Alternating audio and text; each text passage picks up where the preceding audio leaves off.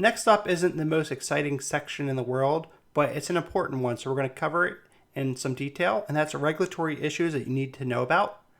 Every business operates within some form of legal, local, state, and federal framework.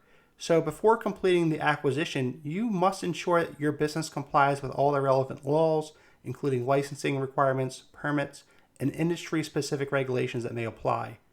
When it comes to licensing, permits, and compliance with laws, the first thing you need to consider is your business licenses.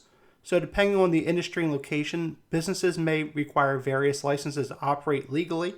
This could include general business licenses, health department permits for food businesses, or industry-specific licenses. So what you want to do here is verify the licensing. During the due diligence process, you want to ensure that all the required licenses and permits are valid and up to date. If any licenses expire soon or need to be renewed after the sale, this should be addressed as part of the official transition plan.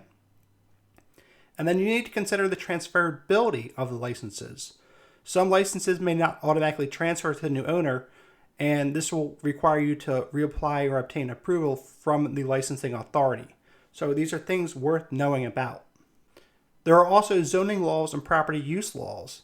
If the business operates physically, you want to ensure the business complies with local zoning laws, and you want to verify that the business's activities are permitted in its current location.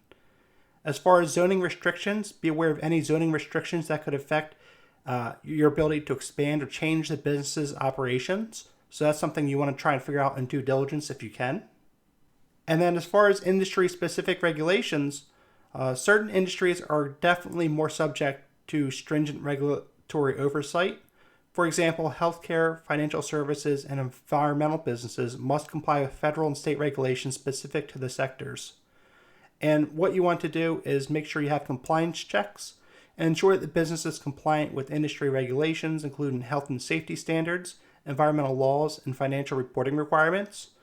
And non-compliance, will result in a costly fine or operational shutdown. So you need to figure out what you need to do and make sure you have people, processes, and systems in place to prevent you from taking an unnecessary risk here.